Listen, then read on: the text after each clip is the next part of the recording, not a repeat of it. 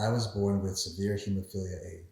It is a hereditary bleeding disorder that is caused by the lack of a blood clotting component called factor VIII.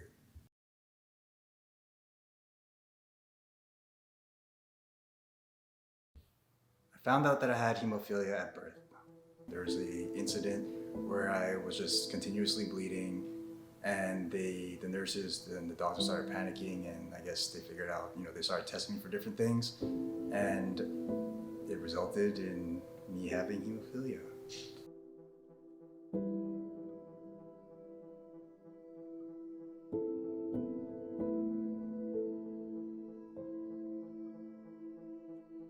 I remember very clearly in elementary school, it was one of my birthdays.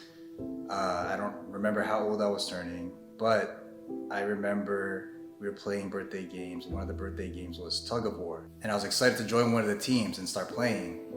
But my parents also decided that it would be better for me to stay out of the game. So they spun it in such a way that, well, they said that, okay, Alan, why don't you be the referee of this tug of war game? And they got me hyped up to do that, and I got really excited. But really, when I'm looking back on it now, it's funny, but it's kind of sad too.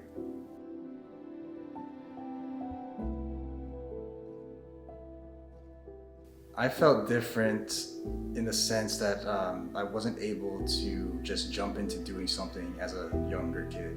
Most kids, they'll just do something, they'll just run around, play outside, play some sports, maybe go biking or something.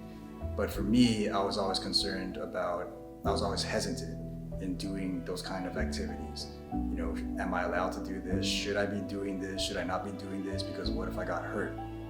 So in a sense, I felt inferior to other people, and it made me hesitant in just jumping into something.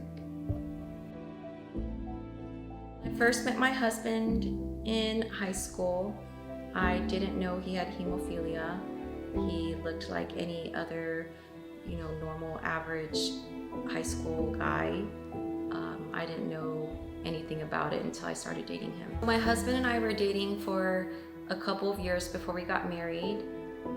So there were no real surprises in what the condition was to me or the impacts it would have on our daily lives.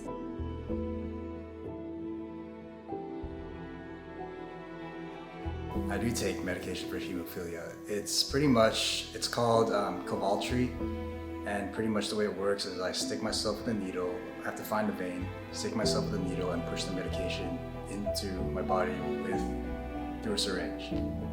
I pretty much have to do that every other day. And I've been doing that it's been done for me since birth, but when I turned 11, I started doing it on my own up until today.